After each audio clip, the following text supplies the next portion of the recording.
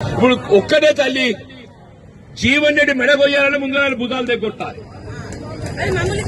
కాదు తల్లి. ఇలా మెడ నా గొంతు కొయ్యాలంటే ఏం చేయాలి? నా భుజాలను దగ్గొట్టాలి. నా భుజాలు ఎవరు? మహేష్, రాజశేఖర్, పులిరామ టోటోలు అని చెప్పి అంటున్నా. ఈ టోటల్ 30 మంది ఉన్నారు. ఈరోజు 30 మంది ఉన్నారు తల్లి అంటున్నా. నా కాలు చేతులు నరికి మంత్రం మీద వండ పెడతాది న్యాయమేనాడమ్మా?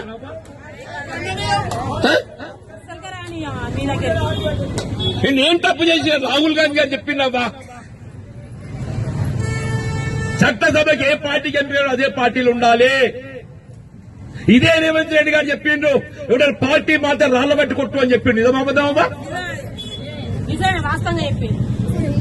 పోయిన ఎలక్షన్ అప్పుడు రేవంత్ రెడ్డి గారు ఏదిస్తున్నదో వారసాయి చెప్పిన పిసిసి అధ్యక్షుడుగా ఎవరైనా ఒక పార్టీకి గెలిచి ఇంకో పార్టీకి మారితే, పార్టీ ఫిరాయిస్తే రాళ్లతో కొట్టండి, రాళ్లతో కొట్టండి చెప్పి పిలిపించిన వాళ్ళు నిజామాబాద్ తల్లి.